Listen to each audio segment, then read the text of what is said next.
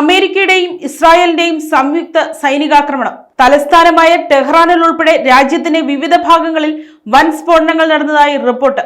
Iranian ഭരണകൂടത്തിൽ നിന്നുള്ള ഭീഷണികൾ ഇല്ലാതാക്കുകയെന്ന ലക്ഷ്യത്തോടെയാണ് ആക്രമണമെന്ന് അമേരിക്കൻ പ്രസിഡന്റ് ഡൊണാൾഡ് ട്രംപും ഇസ്രായേൽ പ്രതിരോധ മന്ത്രി ഇസ്രായേൽ കാറ്റ്സും വ്യക്തമാക്കി. വ്യോമ നാവികസേനകളെ സംയുക്തമായി ഉപയോഗിച്ചാണ് ഇരു രാജ്യങ്ങളും ഇറാനുമേൽ ആക്രമണം അഴിച്ചുവിട്ടിരിക്കുന്നത്. ടെഹ്റാനിലെ യൂണിവേഴ്സിറ്റി സ്ട്രീറ്റ്, ജോംഹൂരി, വടക്കൻ ടെഹ്റാനിലെ സയ്യിദ് ഖൻദാൻ എന്നീ മേഖലകളിലും പടിഞ്ഞാറൻ പ്രവിശ്യയായ ഇലാമിലും മിസൈൽ ആക്രമണങ്ങളുണ്ടായി.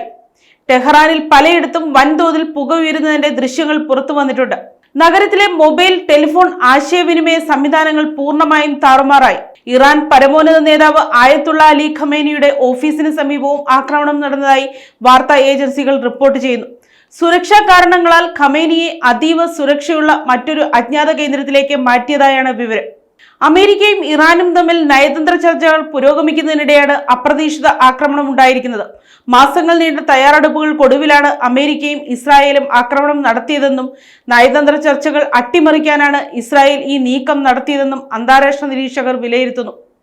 അതേസമയം ആക്രമണത്തിന് തക്കതായതും അതിശക്തവുമായ തിരിച്ചടി നൽകുമെന്ന് ഇറാൻ മുന്നറിയിപ്പ് നൽകി.